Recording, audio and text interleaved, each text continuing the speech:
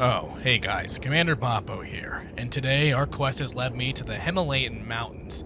I ditched my compass and map from last episode for a GPS, but I forgot the batteries, so this is kind of a waste of money also. But who needs a GPS when you got a scanner to sniff out those alpha gamer pheromones? Follow me over here.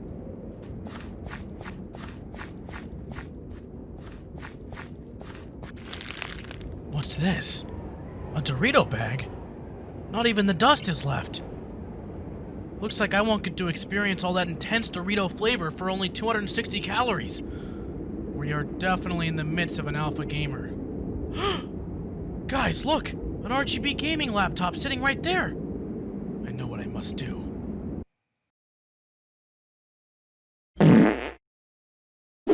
Alright, first game up is I Have the Eyes. This is what all the Game Jolt boys are playing this week, so let's see what all the hubbub is about.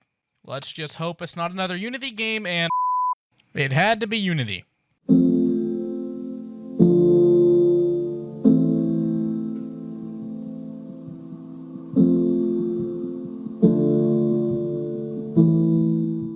I don't know about you guys, but it sounds like 21 Pilots wrote the theme song. But other than that, it has the two most important buttons, play and exit. You know, play for when you want to play, and then exit for when you realize that you're playing a Unity game. Alright, fine, I'll stop stalling, let's play. Now, automatically when you press play, you're presented by the controls, because this is something that you would have never figured out on your own. So I spawned in, and right off the bat, your character looks and moves like he has a bowling ball stapled to his But hey, it's not all bad. It is following two of the most important rules. One, control like shit, and two, make sure the map's so dark that you can't see how ugly everything is.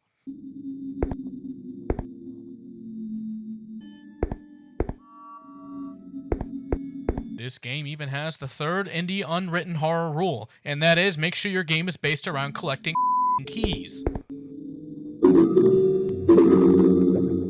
Ah, and there we have it, our first glimpse at the monster. All 3 polygons of them. I know I was having a joke about a bowling ball being strapped to your character's but this is just ridiculous. So we already figured out that the game is based around the idea that you need to collect keys and bowling balls. So I went down the hallway to use the key, the one of 2 keys that I've collected so far. And get this, the door that I come across needs another f***ing key. So I went down the hallway even farther, and get this, I found another f***ing door that also wants a key. Anybody care about what I want? I do. Shut up. Get out. Okay, so I figured it out. It turns out when you go into the first room, there's this box thing on the wall, and this is a lock. I guess it's kind of obvious if you know what to look for, but it's kind of hard to tell when everything looks like f***ing Okay, so we got the key out of the lockbox, and we go to use it on the door next to us, but of course we have to go down the hallway again because this is not the right door. Okay, so I guess this is where I put the bowling ball, but now I guess it turns out I need 2 of them?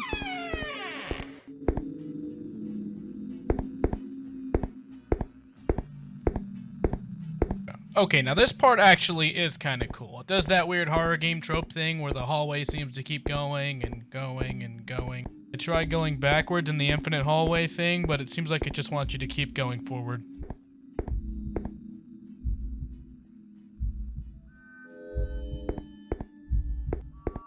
Now, I do admit I am a little hard on these indie game developers for this kind of stuff, but this is a little bit cool, I have to admit. The walls seem to be kind of pulsating in pain, almost like my ears listening to a Cardi B track.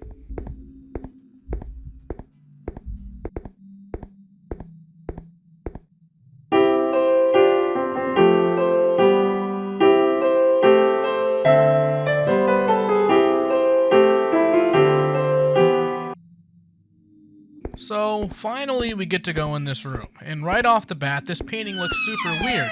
And what do gamers do when something looks weird? We press interact on it.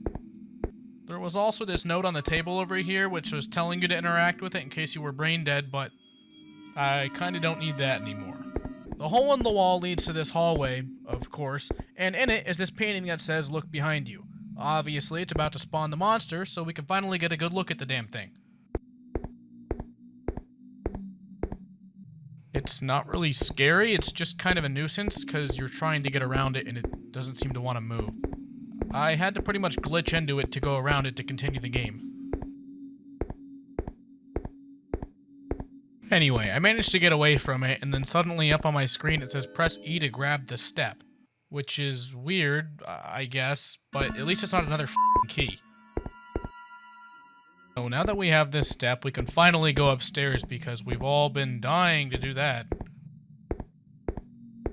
There it is, the only other room in the house, and what's sitting on the table? F***ing key. At this point, I was pretty much ready to finish up the game, but the game actually made the decision for me.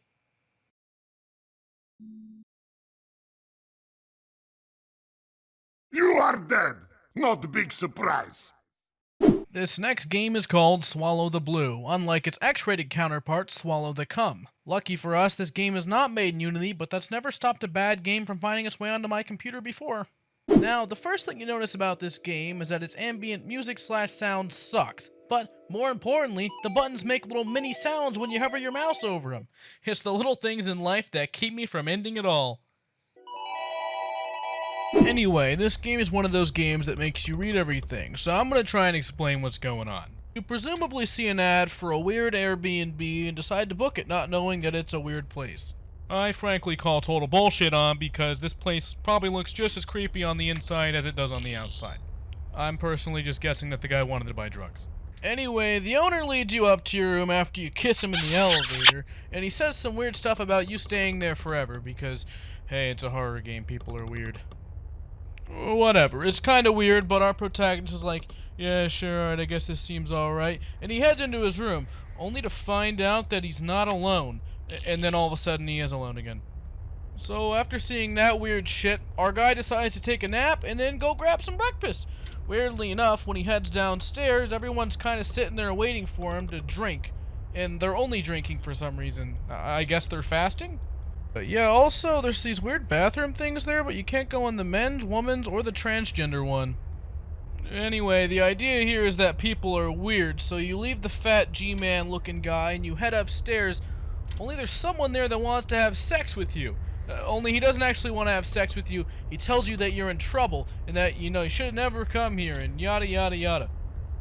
All of a sudden, someone knocks on the door and they're about to catch you two having steamy hot gay sex, when all of a sudden, he says, quick, I'll hide in the bathroom and you act natural. After all, this is your room anyway. So, I did what all gamers do, and I decided to not follow any instructions, and sure enough, he came in there and killed us both. I'm not really paying attention, I think he killed us. Anyway, this game sucks fat, pulsating elephant I hate it.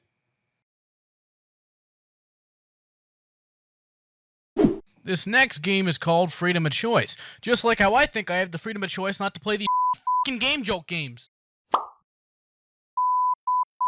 Well, we're probably off to one of the best fucking starts I've ever seen on Game Jolt. I guess I'm just gonna start walking. Oh, and welcome to my game called Freedom of Choice. So, the first thing that you need to do is decide what door you're gonna enter. So, just click left on the mouse, and you can either enter the shooting range or the super awesome armory. So, that decision is all yours. I gotta admit, this is pretty unique. Hey, you made it to the shooting range. So, there's one gun, there's a pistol, it's sitting on the table. Oh, yeah, I didn't add bullets to the gun, so you can't really use it. It's not really going to be useful to you during this game, you gotta so... be kidding me. What let's am I just get rid of it. Oh, yep, well that solved the problem, didn't it? Hey, I'm so glad you made it to the gun yard. So, there is a museum straight ahead of you, but, you know, you can check that out later. I'd recommend going to the gun yard to your right. But hey, I'm not here to tell you what to do. Oh my gosh, thank you. Thank you for pressing the green button. See, I knew when I gave you the freedom of choice, you'd make the right decisions. What the f*** does that even mean? What do you mean, right decision? Nothing happened! I guess I'll go check out that stupid museum. Welcome to the museum. I hope you have a good time looking at all the precious, fancy, $1,000,000 art in here. Yeah, and looks whenever real you're priceless. done looking at it, you can always move on to the next room. Minecraft, huh?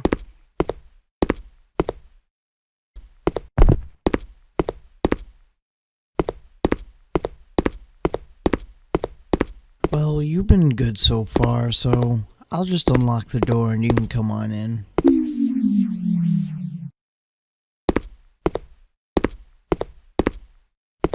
Alright, thanks for checking out my base. Thanks for looking around, checking out my art gallery, the gun yard, the shooting range, all that. When you're done looking around the base and you enjoyed looking around, just make your way back towards the door which you came in and you can exit. What am I doing with my time? Passive ending.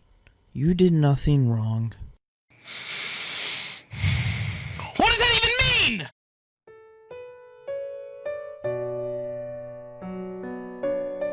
When I first started this journey to become the ultimate epic alpha gamer by playing Game Jolt games, I thought it would be easy.